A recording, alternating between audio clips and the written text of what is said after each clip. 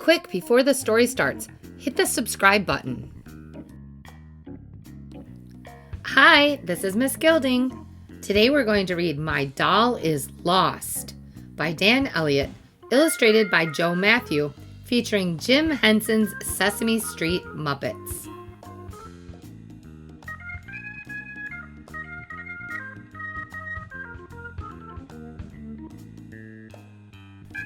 Harry Monster liked to skip.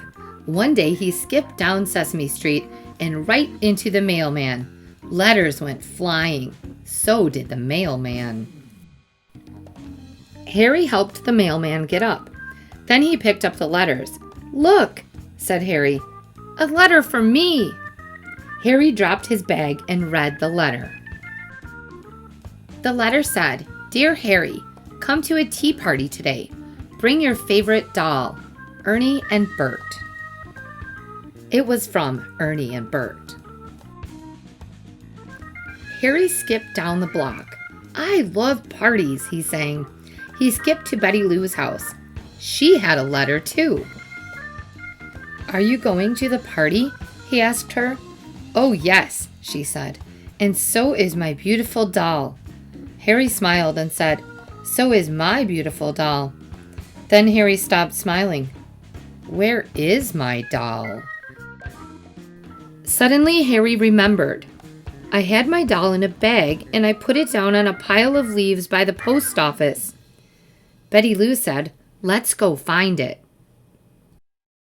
They ran to the post office, but the pile of leaves was gone. "Someone raked up the leaves," said Betty Lou. "And my doll too," cried Harry. "Don't cry," said Betty Lou. "I will help you find your doll. What does it look like?" Harry thought about his doll. "Oh, he is the most beautiful doll in the world," he said.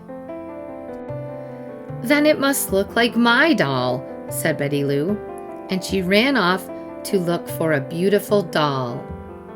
Just then Grover came along. "My doll is lost," yelled Harry. "What does your doll look like?" asked Grover. Harry thought about his doll. "He is soft and fuzzy," said Harry. "My doll is soft and fuzzy too. Do not be sad. I, Grover the Finder, will find your doll." And Grover ran off. Harry walked by the bakery. Cookie Monster waved to him. "Harry," yelled Cookie, "why do you look sad?" "My doll is lost," said Harry, "and he is so sweet." Cookie shook his head sadly. "My doll's sweet too." Then he gave Harry a cookie. "Cookie make you happy," he said. Harry nibbled at the cookie. He was so sad, he did not watch where he was walking. He walked right into Big Bird. "Harry," said Big Bird, "what's the matter?" Harry told Big Bird about his doll. "And I cannot go to the party without my doll," cried Harry. "Poor Harry," said Big Bird. "What does your doll look like?" Harry thought about his doll. "He is cuddly, and he is very nice." "Gee," said Big Bird, "your doll sounds just like mine. I will look for it. It will be easy to find." And Big Bird ran off.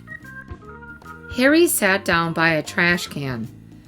"It is nice to have friends who want to help, but I still feel awful," he said to himself.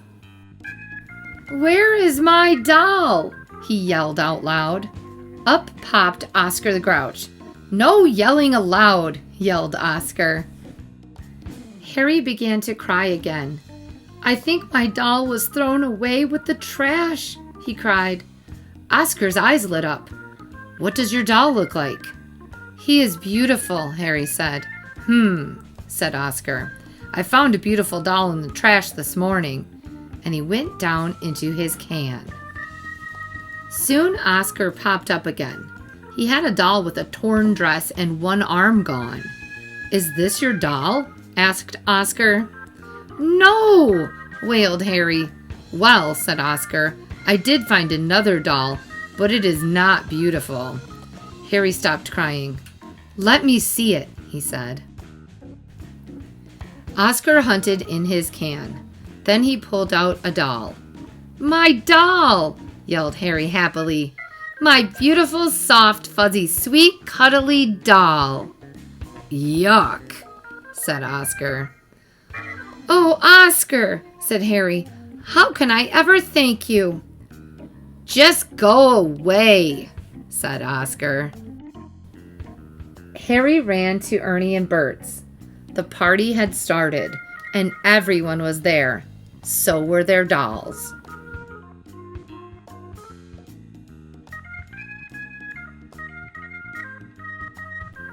Betty Lou had a beautiful rag doll. Grover had a soft, fuzzy doll. Cookie had a sweet gingerbread man. Big Bird had a cuddly bird doll. And Harry had his beautiful, soft, fuzzy, sweet, cuddly doll. "I've found my doll," Harry shouted. "Isn't he wonderful?" Everyone was surprised. Harry's doll did not look like any of their dolls. "Gee, Harry," said Ernie, "your doll really is wonderful. He looks just like you." Please remember to like and subscribe. And as always, I miss you, I love you, and I'll speak to you soon.